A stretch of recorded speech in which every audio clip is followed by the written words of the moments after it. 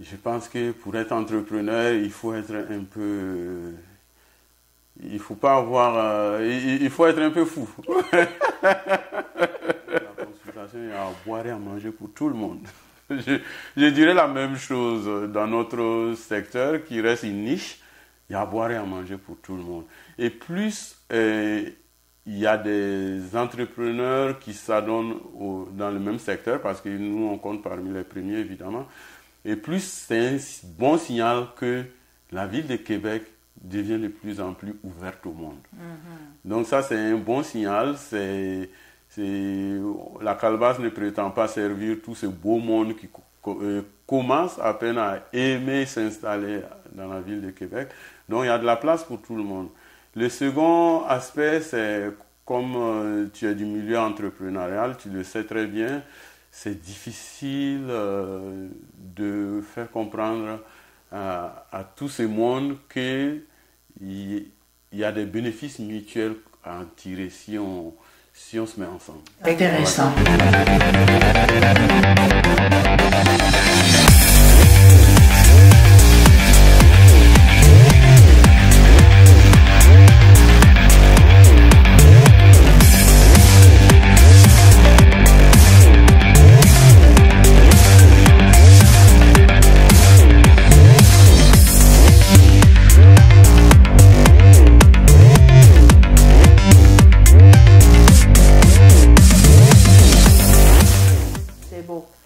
Bienvenue encore à cette émission Flamme entrepreneuriale, une émission coproduite par Atalia Conseil et Diaspo Interaction. Comme vous le voyez, nous sommes encore dans les beaux studios de Diaspo Interaction, un studio pour les entrepreneurs de la capitale nationale, un studio pour les organismes de la capitale nationale. Vous avez des podcasts, vous avez des choses à faire de manière professionnelle. Venez voir Diaspo Interaction. Alors, Flamme entrepreneuriale, comme vous le savez, est une émission où on met en valeur, où on valorise les entrepreneurs de la capitale nationale. Et je peux vous dire que notre belle capitale ne tarit pas d'entrepreneurs. Aujourd'hui, nous allons rencontrer un entrepreneur qui est porteur d'une institution que tout le monde connaît à Québec. Il s'agit de la calebasse. La calebasse fête bientôt les 20 années d'opération d'existence à Québec. Et quoique l'institution a changé de main, mais le nom La Calebasse, je pense que tout le monde en a déjà entendu parler. Le premier restaurant africain qu'on avait mis en place, déployé à Québec. Alors, je vous ramène dans le bout de l'Afrique, le Burkina Faso. Il est originaire du Burkina. Bienvenue Adama. Bonjour Lisiane, ça fait plaisir. Oui. Parce que je parle à quelqu'un qui en sait autant que moi. On va se permettre de se tutoyer parce que tu étais à la naissance de cette calebasse. Oui. Et sinon à l'accouchement. Parce que oui, à l'accouchement, et je pense que je l'ai connu avant toi. Oui. Donc c'est ça, et puis c'est un plaisir de te retrouver. J'ai aussi été client d'Atalia à un certain moment, sur René Lévesque, donc c'est une belle retrouvaille, une petite soirée ensemble. Oui, effectivement, comme vous le savez, Adama, c'est un globetrotter, hein. Il est consultant international, il est entrepreneur, il est dans plein de choses. Alors c'est un privilège de le rencontrer aujourd'hui. Alors Adama, 20 ans après le démarrage, pour faire histoire courte, la calebasse a été d'abord sur Saint-Vallier. Après ça, il y a eu un déménagement sur Miran. Oui. Après ça, je te laisse continuer la suite de l'histoire. Parle-nous un petit peu, présente-nous la calebasse depuis que tu l'as repris il y a 10 ans à peu près maintenant. Ben, c'est simple, tu ajouteras ton grain de sel, je suis sûr, parce que tu l'as accompagné pendant ces 20 ans pratiquement. La calebasse est une institution et c'est pas peu dire. Il faut... Agathe Conan, qui est arrivée ici un hiver 2001, a tout de suite compris qu'elle n'était pas faite pour être employée pour la fonction publique, et puis elle a commencé par mettre en place une épicerie qui très vite, quelques années après, en 2006, est devenu un restaurant. Le seul restaurant de la ville de Québec où nous allions tous pour retrouver les saveurs de l'Afrique. Donc, pour faire une histoire courte, voici la naissance de la calebasse. Et ça fait bien les 20 ans dont tu parles. Et depuis que tu l'as repris, quelles sont les transformations majeures que tu as pu opérer? Étant toi une ancienne du fonds d'emprunt, tu le sais très bien, Agathe a toujours été accompagnée par le fonds d'emprunt et plus précisément par tes propres soins. Et à un moment donné, l'essoufflement de l'entrepreneur, je dirais, au tournant des années 2010, elle a senti le besoin d'un vent nouveau. Et là, elle vient chercher ses acolytes, je dirais ses complices les plus promptes à se jeter à l'aventure. J'étais honoré qu'elle vienne me voir pour ça. Évidemment, comme tu le dis si bien, j'étais plutôt tourné vers les projets, comment aider l'Afrique dans la gestion des projets de développement. Mais cette sensibilité à une Afrique qui brille aussi au Québec m'a convaincu que l'aventure en valait la peine. Donc, pour faire bref, en juillet 2013, on se met à concocter l'idée. Et puis le 27 septembre 2013 est partie une nouvelle calebasse dans un nouveau emplacement dont Lisiane qui est ici a jugé plus proche du bassin, puisqu'on a travaillé le plan d'affaires ensemble qui est à monter. Et puis on est parti de là et je pense que c'était bien vu. Et de la nouvelle version, le nouvel emplacement à aujourd'hui, qu'est-ce qui s'est passé? Alors, là commence l'aventure. Je pense que pour être entrepreneur, il faut être un peu... il faut pas avoir... il faut être un peu fou. Il faut manquer d'une petite coche, sinon on arrête tout de suite. Donc l'aventure a commencé et très vite, sur les 3 qu'on était embarqués dans le bateau, il y a le premier qui n'a pas passé l'hiver. Parce que ce secteur-là ne l'intéressait pas vraiment. Bon, et puis avec Agathe, on a continué à y croire, et avec tous les défis que ça porte. On est reconnaissant de la communauté qui a toujours répondu présent. Alors, ça nous a donné le courage d'être là où on est. En cours de chemin, Agathe aussi a fini par perdre le goût à ça.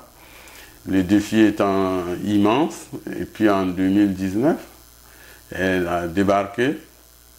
Donc voilà, ça donne la calebasse d'aujourd'hui avec... Adama et surtout une belle équipe derrière qui continue l'aventure. Aujourd'hui, la calebasse compte combien de personnes? Je pense que j'en compte une bonne vingtaine. Ok, wow. Ouais, une bonne vingtaine d'employés et de coéquipiers. Et pour les 10 dernières années, je pense que la calebasse a été l'ouvrage porté par au moins une bonne 60aine de personnes, d'employés et tout le reste. Et c'est d'ailleurs ça l'intérêt, peut-être la plus grande fierté, parce que j'aime le dire que la calebasse est probablement le premier employeur des nouveaux arrivants dans la communauté. D'accord. Et aujourd'hui, il y a 2 emplacements? Oui. Okay. Tu peux nous expliquer un petit peu ce qu'on retrouve sur Miran, et puis la pyramide? Alors, l'aventure a ses hauts et ses bas, mais elle peut être très réconfortante lorsque on aime renouveler le défi. Donc, rendu au 10e anniversaire, on s'est demandé, mais comment on peut souligner ça? Tu regardes rapidement la calebasse et tu te rends compte que c'est une fierté de la communauté. Ça, il n'y a aucune discussion là-dessus. Mais les Québécois moyens passent devant. D'abord, il ne sait pas si c'est quoi là-dedans. Et il est surtout hésitant quand il ne connaît pas le monde d'ailleurs. Donc, on s'est dit, allons-y les voir, allons-y les chercher. L'opportunité s'est présentée à la pyramide et on a dit, allez, un comptoir à la pyramide, ça ferait du bien comme défi du 10e anniversaire. Donc, c'est ce qui nous a poussé depuis septembre de l'année dernière. Puis, est-ce que ça répond à tes attentes ou ça rejoint tes attentes? Oui. Oui? Okay. C'est certainement moins difficile que les premières années que tu as connues sur Miran. Si maintenant on essaie de quantifier approximativement la structure de la clientèle de la calebasse, le pourcentage de Québécois de souche versus les personnes issues de l'immigration serait dans quelle zone? Bon, déjà, je pense qu'à ces jours, on a le restaurant qui pèse autour de 60%, sinon plus. Et ce qui fait que les 40% de l'épicerie ne s'adressent pratiquement qu'aux gens d'ailleurs. Je ne restreins pas ça à l'Afrique parce que l'Amérique latine aussi s'y retrouve et ainsi de suite. Donc il reste le restaurant. Et en mettant tout ensemble, je pense qu'on est dans un 7 à 10% de clients québécois, disons, de souche. Et mais ça, c'est un problème.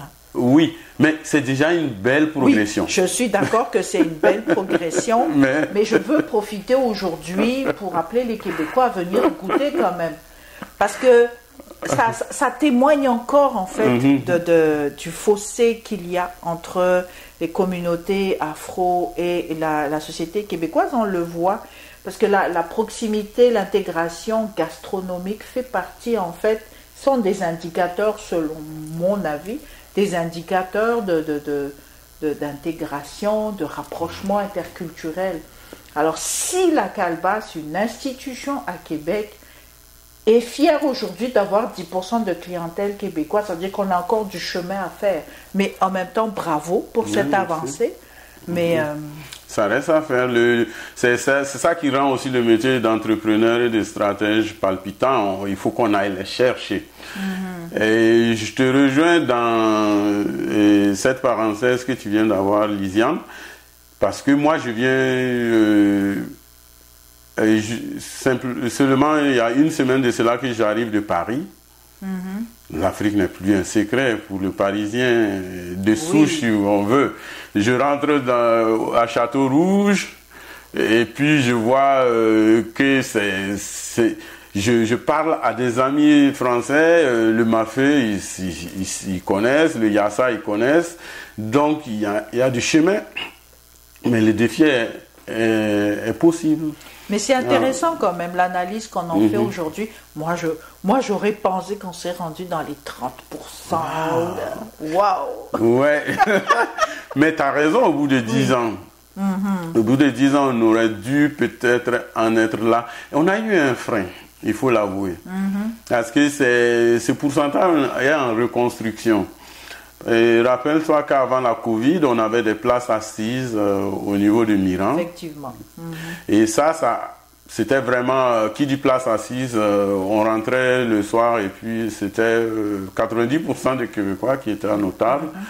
Et puis on avait eu ces petites flairs aussi d'avoir un spectacle chaque mois.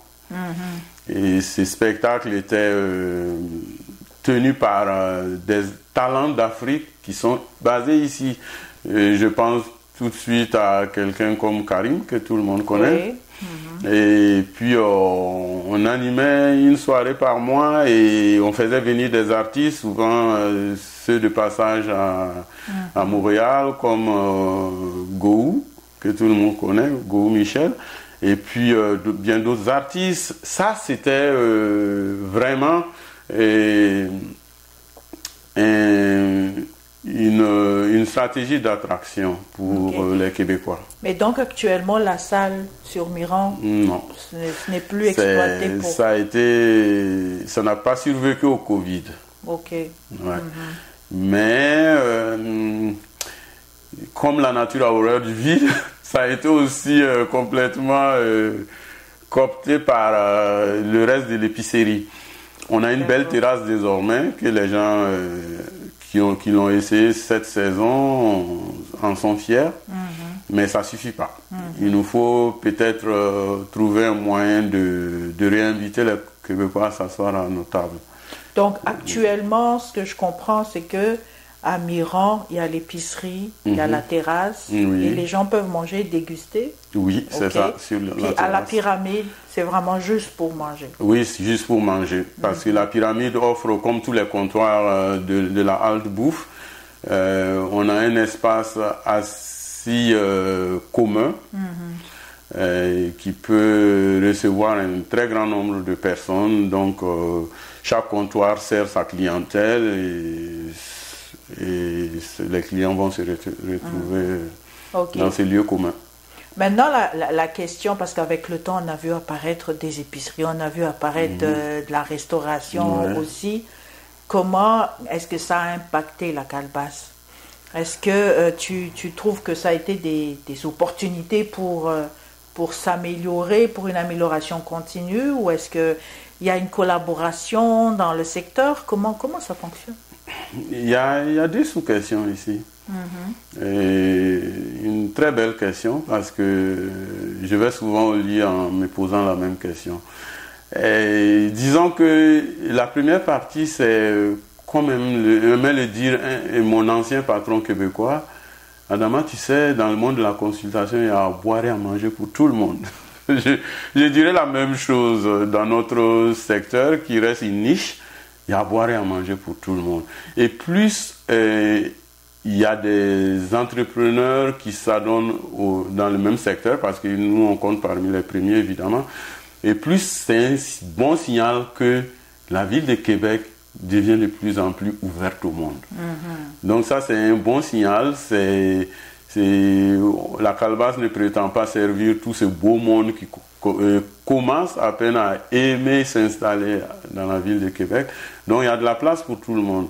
Le second aspect, c'est comme tu es du milieu entrepreneurial, tu le sais très bien, c'est difficile de faire comprendre à tout ce monde qu'il y a des bénéfices mutuels à en tirer si on se met ensemble. Exact, oui. Ça, c'est difficile. D'accord. Pourtant, il y a des zones de bénéfices mutuels. On peut, comment dirais-je, mettre ensemble une sorte de centrale d'achat pour diminuer les coûts d'approvisionnement.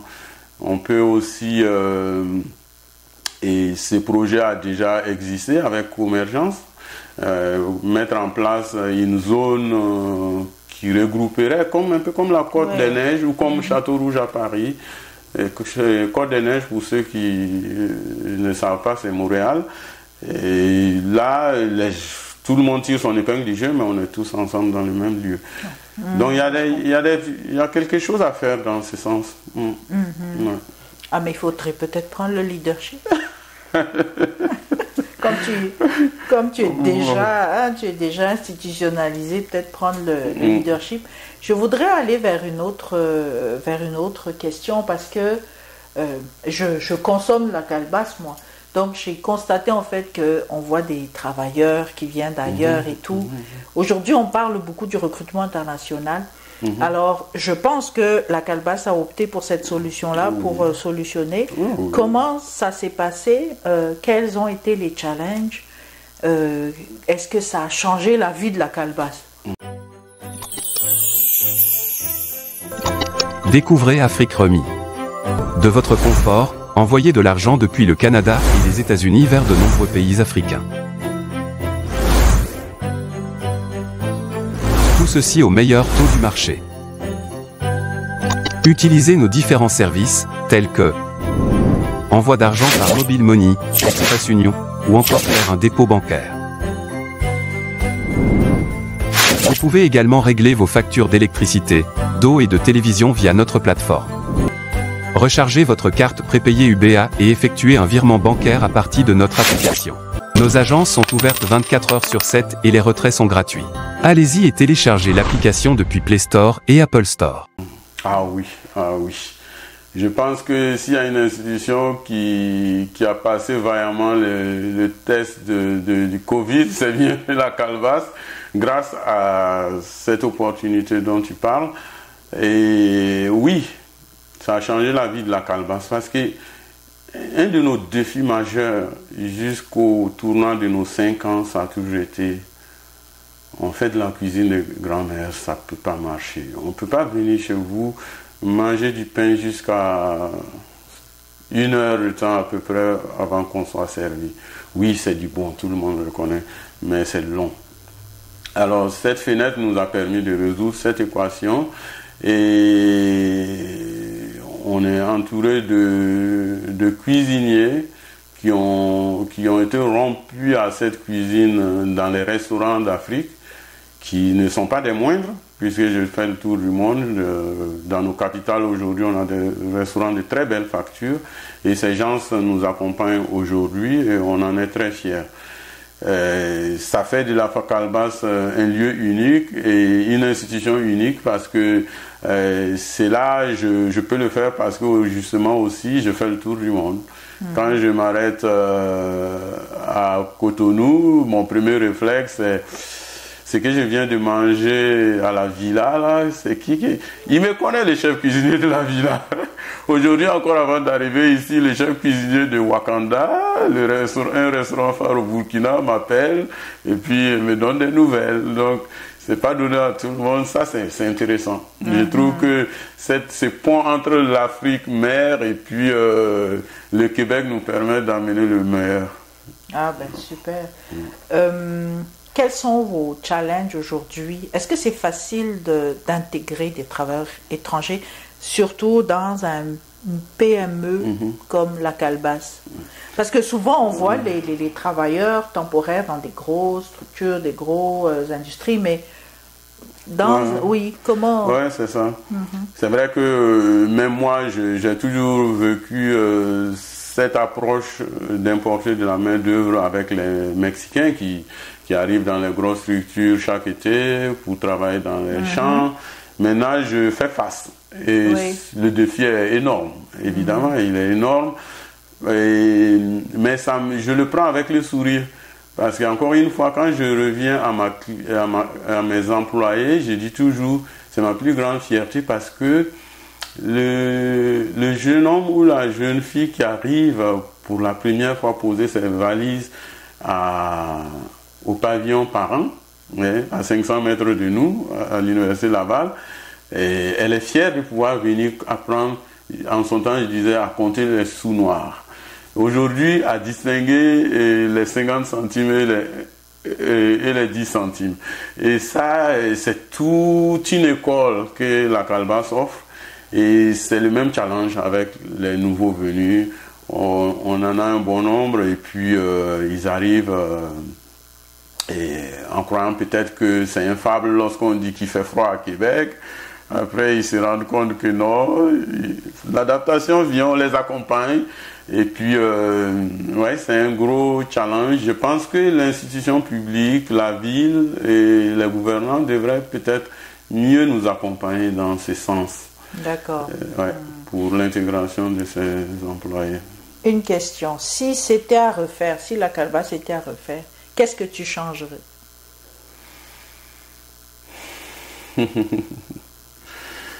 Eh bien, si la Calebasse était à refaire, je changerais mon illusion d'économiste. Déjà pour commencer. Parce que la pratique, ce n'est pas ce que l'on voit. Le premier plan d'affaires de la Calebasse, on croyait que le taux de récupération de nos mises au fond, c'était de 6 mois. Oui. Mais il y avait plein d'autres défis. Oui. Qui ont fait que il y avait plein de conditions. Mais quand tu viens avec un tel mindset, tu pars déjà perdant. Donc ça, c'est très important. Et il faut savoir que la vie d'entrepreneur, c'est de la patience. Hein. Et quand on vient par l'amour de l'argent, on n'est pas à la bonne place.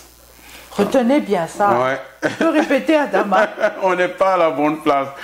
Lisa et moi savons de quoi il s'agit. C'est pas l'amour de l'argent. Si tu pars en affaires juste pour l'argent, oublie ça. Oublie ça. Par contre, quand on vient avec l'amour du défi, ça, on est servi. Et avec le temps, le défi rapporte l'argent. Exactement. Voilà. C'est pas l'inverse. L'ordre est très important. Voilà. Parce que on dit pas qu'on s'en nourrit pas là, mais il faut pas avoir que ça là. Les 6 mois pour récupérer ces mises là, c'est des fables. Et puis peut-être que il faut oser le dire. Je l'aurais fait. J'aurais pris la fin pour le début. Le début, c'est-à-dire que j'aurais parti l'affaire tout seul. Parle-nous du défi des actionnaires. Multiples actionnaires, quand vous démarrez, quels sont les défis? C'est même un défi insurmontable. Parce que, je dois l'avouer, l'humain, c'est la plus difficile de l'équation d'entreprise. Il faut mettre ensemble des incompatibilités. Il faut s'assurer d'une belle affinité avant d'aller en association. Donc c'était pas facile, pas facile tous les jours, mais j'ai passé mon temps à répéter à chacun de mes 4 associés que il y a quelque chose qui me dit que je suis dans le bon. J'y crois. Peut-être à cause de mon background d'économiste, je reprends quand même les avantages d'avoir une vision stratégique et puis de pouvoir croire à un projet. Mais parce que l'entreprise, c'est pas la cuisine là. Hein? Bien sûr. Savoir cuisiner et puis aller poster sur Facebook quand on est entrepreneur. C'est plus que ça.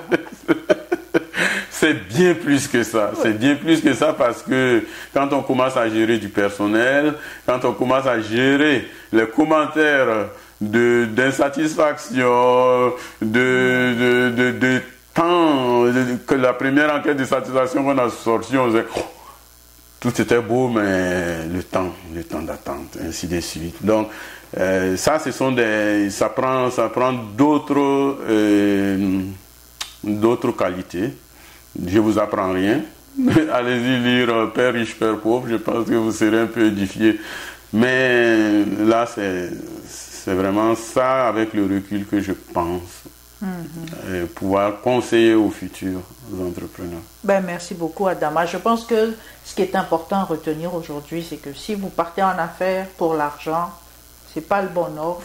Partez en affaires pour les défis et plus tard le défi vous rapportera de l'argent. Deuxièmement, c'est le défi de se mettre avec d'autres actionnaires. Il faut s'assurer de la compatibilité et puis de l'harmonie au niveau des profils pour réduire en fait les risques de scission. Autre chose que tu voudrais rajouter à ça? Vous savez, nous sommes l'espoir de l'Afrique malgré tout. Cette diaspora est l'espoir de l'Afrique. Alors moi, j'ai dit tout simplement, on a une belle opportunité d'apprendre le savoir-faire ici. Et n'oublions pas d'investir ce savoir-faire là vers le continent qui grouille de... J'ai appris aujourd'hui que la moyenne d'âge au Niger est de 14 ans. Wow! Et je vois des belles initiatives. Moi, une dont on n'a pas le temps de discuter aujourd'hui, c'est l'École internationale de graphisme à Cotonou qui essaie justement de canaliser toute cette jeunesse-là. Et c'est beau, c'est beau. Ça fait plus qu'un gouvernement, c'est des initiatives privées. Et l'Afrique en a besoin. Alors, dernière question. Prochain step de la calebasse, ce serait quoi? Je rêve devant mon miroir chaque matin à ce que la calebasse ait son propre bâtiment. Et qu'il accueille comme le Resto Plaisir que j'ai visité hier, qu'il accueille du beau monde dans les standards québécois. Ah, ben, on te le souhaite alors. Merci. Voilà, ce projet-là. Mais je pense qu'il n'est pas compliqué à réaliser, ça, l'acquisition d'immobilier. On est en chemin. Ouais. Oui, il faut avoir cette envie du défi. Voilà. On est là. C'est beau. Alors, merci beaucoup, Adama. 3 qualificatifs que tu donnerais à la calebasse aujourd'hui. C'est l'œuvre d'une communauté. C'est l'œuvre d'une belle équipe qui l'a portée avec ses nuits blanches. Et j'y compte tous ceux qui ont passé aujourd'hui, hier et qui vont s'en venir.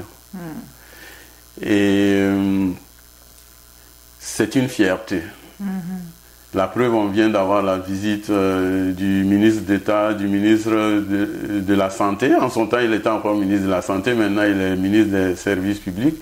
Je nomme le ministre Duclos au fédéral. Donc, oui, je pense qu'on doit tous en être fiers comme communauté et on doit tous en être fiers aussi comme Québécois. C'est un bon lien.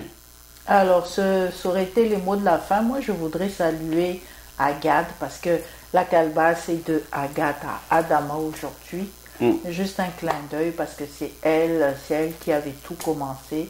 Et c'est beau de voir que les choses continuent, même si les fondateurs, fondatrices ne sont plus là. Je vous invite à aller goûter. Allez-y à la pyramide. Allez commander, allez prendre du haloko, allez découvrir. Et j'appelle surtout les personnes de la capitale nationale, les personnes issues de la société d'accueil, à venir vous ouvrir, à aller goûter. Vous allez voir que, en tout cas, ceux que j'ai vus qui ont commencé à commander sont revenus plusieurs fois par la suite. Donc c'est juste faire le saut pour goûter et vous allez voir que vous allez aimer ça. Alors c'était le mot de la fin. Je vous remercie pour votre attention et nous allons nous retrouver pour une prochaine émission très bientôt. Merci beaucoup, Adama. Merci, Lisiane. Ce fut un plaisir. Au plaisir.